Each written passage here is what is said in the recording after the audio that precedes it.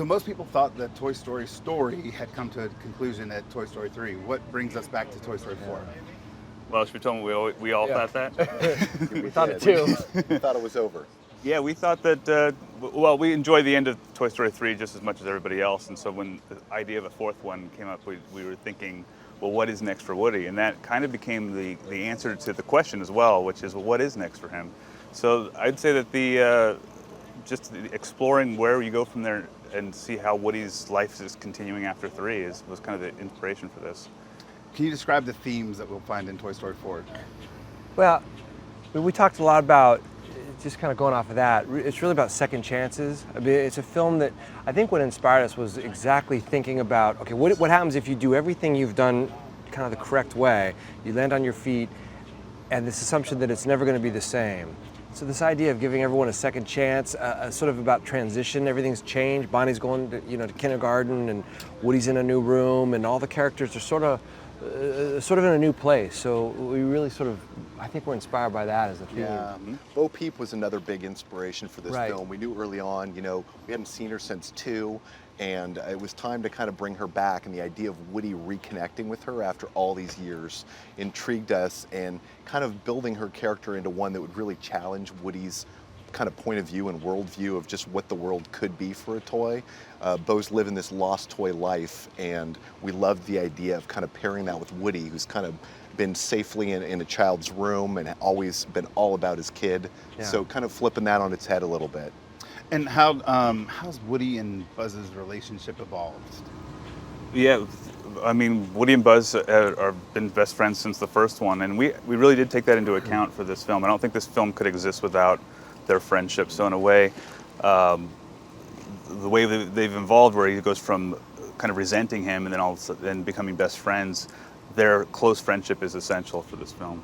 We like that they have this sort of deep working friendship relationship. Like at this point, they don't even need to finish their sentences they're speaking. They kind of know what each other's thinking without speaking, and there's a lot of great animation that we're proud of. That it really shows, I think, a progression. Sure. Yeah, they've really supported each other in these films, especially the last few, and been through so much, even like facing fire together. But they're kind of put to the test. That relationship is put to the test in a new way. I'd in say Toy like Story us. 4. Like us, yeah, exactly like True. us. Just like Woody and Buzz, Tim and Tom really bring something together for this for sure. film. Can you tell how that shaped? Well, they've been doing these characters for 25 years, and so they, it was great just to hear them read the dialogue, because you go, oh, that's Woody, or you hear it and you go, oh, that's not Woody, because just we didn't get it quite right, and so hearing their influence on the stage as well, they go, what if we tried it like this? You go, oh, that's perfect. Yeah. So they know these characters so well that it was just such a gift to work with. Who is Forky and why does he exist? Yeah, who's Forky? Forky. He's all of us. He's all of us. Forky's came off this idea, I think, it came up in the story room of, what if we could explore a new kind of toy? We're always looking for new ideas, and toy truths, we call them. Yeah. It was kind of based on this observation that we've all had with our kids of they make things and they're creative, or that kind of idea of a kid opening a Christmas present and plays with the box. Like, all of a sudden, is that a toy? We started batting that around and laughed. Yeah, it just kind of came out of a joke. We were just saying, what if Bonnie picked up a rock and started playing with it? Is that a toy? Like, we didn't know, but then we started thinking that would be funny if a toy all of a sudden came to life and didn't understand anything. So yeah, he's something really new in this film, kind of one of the new kinds of toys. We've never seen a handcrafted toy come to life before. And he just immediately causes all sorts of problems and challenges for Woody and sort of everybody in the room, just because he doesn't understand what it means to be a toy. What is the relationship between Forky and Woody, and how does Forky underscore Woody's story? yeah, when we had the idea of introducing Forky, we knew we couldn't go too jealous with Woody, because he's already gone through that with Buzz in the first film. So when he's introduced to the room, Woody immediately takes him on as a mentor. He takes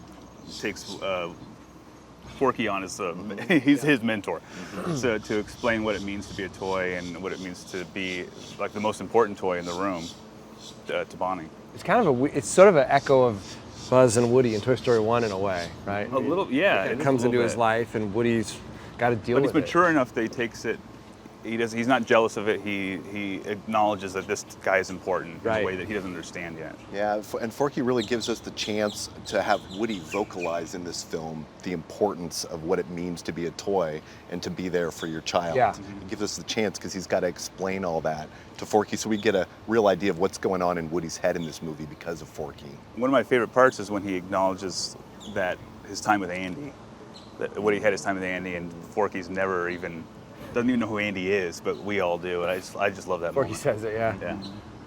Yeah. And Tony Hale brings Forky to life. Absolutely. Tell us about Tony Hale. I mean, Tony Hale's the first name that came to us when we were thinking of this character. Tony, I love everything he's been in, everything he does, and he's plays an innocent character so well that's also lovable and full of heart and hilarious, and he does all that so well, and he is Forky.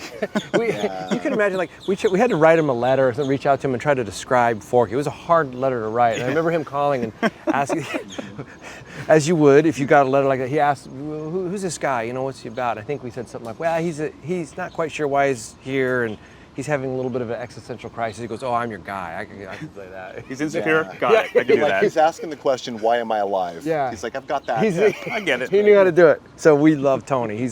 We're very lucky he jumped in with us. How does Woody reunite with Bo Peep in the film? We get to the chance to really bring those two back together, and in a kind of a surprising way.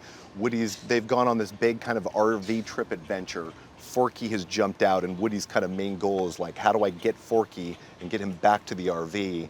And through happenstance, they kind of end up on a playground. And so it's really in this playground setting, and it's in a way that you wouldn't expect, where a child picks them both up and they come face to face sort of after all these years, but they're in toy mode. They can't react, they can't talk to each other, and they're just looking into each other's eyes. And it's a really sweet moment. Yeah, we thought of that kind of as our Casablanca moment of, of all the sandboxes and all the playgrounds and all the world, like he comes into mind. So I love that part because it's just something you can only do in a Toy Story movie. You can't do that anywhere else. And describe Woody's relationship with Bo as the film progresses. Well, I think we set up. Woody's always, if you remember the first three films, he's always cared for her. He's always loved her. She's always been this anchor to him. Even in Toy Story 1 and 2, she's the one that's always kind of reminded him who he was. She says, look at your boot, remember who you are, and kind of pick yourself back up. And sadly, she was taken from the group, and we talk about that in 3. So I think he's always pined for her a little bit. He clearly loves her, and when he sees her after all these years, he can't believe it. So I think when he first sees her, he's a little bit old Woody. He's I'm here, I'm going to help you. We're going to get to where we need to go. And I think the twist of the film is that she's actually the one that maybe a few steps ahead of him in this case, and it takes him a minute to catch up to that. He quickly discovers he's not in a world that he's never been in before. He doesn't understand it, but she's Bo kind of does. a symbol of that. Yeah. Mm-hmm. Can you talk about the contrast between Bo Peep's attitude and personality and her porcelain physique? Oh yeah. Yeah, that was something that we were very careful about. I mean, we always knew she's porcelain, and that was always the intent from the very first film. And now we have the ability in the computer just to make it look absolutely stunning. And so we wanted to make sure that she wasn't flipping around and landing like Thor, in every scene, and where she would just shatter. But she's very smart about the way she moves around. So she does run around out in the world, and she can break and everything. But she is smart about how she does it. She's tough and just independent and sort of fierce, and you can see when she does break, she just tapes herself back up and just keeps going. We also meet Team Bo. So what is Team Bo's purpose in the film? Team Bo, her friends, Bo. her we got Giggle McDimple, the Carls. Yeah. I think that they show that she's been out in the world, she's made new friends, she's kind of claimed her place as a toy in the world a little bit. She's not waiting around for a kid, and she's surrounded herself with toys that I guess think a little bit like her and have wised up a little bit beyond the bedroom of a kid. And they're her best friends. Her kind of Giggle sort of stands as her conscience a little bit. Jiminy Cricket. She's the smallest character in Toy Story, but she's got one of the biggest voices, and of course the Carls. I mean, they've made this career out of finding creative ways of getting played with. They're still after that, but in a different way. But they're all lost toys. They're all toys that have been discarded or left behind in a playground, and now it's kind of like those boys in the Lost Boys in Yeah. Neverland. You know, Yeah. they have come together as a group in their own kind of family unit. And she's got her sheep. She's still very much the parent of her three-headed sheep. Yeah. They play a very important role in this film. And they're also quite talented in this film. Yeah. They're able to even drive remote control cars. They do a lot. That's what three-headed sheep do. That's what they do. We just Really They've good. come a got long the way. research. Yeah. They've come a long Yeah. way. And what does Annie Potts bring to the role? Oh man, Everything. And, She's amazing. yeah, this movie would not exist without Annie Potts. She can do anything. I just fall in love with her every time I watch this film. She just brings so much to the character and to the role and to the story, and I just love that this movie is Bo Peep. I do too. She brings this effortless grace and charm where I think it makes it work that she's a porcelain doll but has a toughness. Annie can somehow, too. yeah, she's funny. She can just thread those needles and bring that character to life. And I just remember her saying even early on, like, oh, she's saying different things in this. Like she holds herself differently. She was kind of observing it through the lines, and then she just brought it Yeah, to a level we never Never thought thought. we could get. We brought her and Tom Hanks together. Usually making these animated films, we'll record one actor at a time. But we actually had her and Tom do their scenes together for a few sessions. Yeah. Just because the chemistry between them was so important in this movie. And it was really cool. It was special for them too, because they had never recorded with another actor in a voiceover session Right. like this. So that was pretty Very amazing. cool. and after that first session, I think that was our first session, first recording session. After that first one, we were like, oh, this is going to work fine, you know. Who are Ducky and Bunny, and what do they bring to the Toy Story universe? Ducky and Bunny are two carnival toys that have never been with a kid before. They've been hanging up in a carnival booth for years, which is, by the way, the worst possible existence for a toy is what we imagine. Yeah. So that you're just kind of hanging there as bait for people to come up and spend their money, and you'll never get one because those games are impossible to win. But that's what makes those characters so much fun, is that they are kind of these, not outcasts, but they are kind of on the fringe, and they have this viewpoint that's just from a carnival lifestyle, which is so much fun. So Key and Peele are are amazing as Ducky and Bunny. They bring a ton of humor to this. They're really funny, and yeah. Key and Peele are another couple guys that we recorded them together. Their chemistry, they've worked together for so many years. There's a lot of improv that they did and brought to the sessions. They would just riff back and forth off each other. They just really became these two toys and brought something really great to it. It was hard not to laugh during their takes. We wrecked a lot of We takes. wrecked a lot. Yeah. Who is Gabby, and how are audiences going to perceive her? Gabby is voiced by Christina Hendricks, and she is a toy that's been stuck in this antique store for over 60 years now. We think of her as kind of our Norma Desmond, where she's not just stuck in this antique store, but stuck in time as well. So when Woody comes into the store and he has what she needs, which is a working voice box, she quickly becomes our villain. Hopefully the audience perceives her as a villain first, and then once Woody starts to understand her, the audience starts to empathize with her as well. How is she not so different from Woody? She has the same goal that Woody has always had for all these films, which is to be there for a kid. Like any other toy, that's their purpose, and she has that same thing. And I think Woody comes to understand that and can see himself, the fact that she's stuck in this cabinet is kind of similar to him being stuck in the closet at the beginning of the movie as well. So he really does start to see himself, but without the fact that she had a kid. They're both potentially even from the same manufacturer. They're made from the 50s, about the same year, so they had that in common. And how did Christina Hendricks help bring this character to life? Well, Oh man. I mean, Christina, like the rest of this cast, I mean, we always look for people they're gonna kind of bring truth to these characters, you know, not come in and do a cartoon voice or put on anything, just be who they are. And Christina, I think she just was able to thread that needle of appeal and sweetness, but with an edge. Like she can quickly turn it to almost this terrifying clip of seriousness, I guess. And it's just a great piece of acting to be able to do that. And so that's what Gabby is. You know, she's a baby doll. She's the sweetest, most beautiful, cute thing, but can also look right through you. Yeah, she's had time to think about this for a long time, and so she knows exactly what she would do if somebody that had what she needs comes into the store. Can you describe the setting of this film and any of the technological advances that were used? Yeah, so I mean, one thing that excited us about this is getting these toys sort of up and out of the Tri-County area. So it's really this RV trip adventure where they go outside the comfort of Bonnie's room, the comfort of the area, and they're meeting they meet a bunch of toys that they've never met before. It really changes up their environment.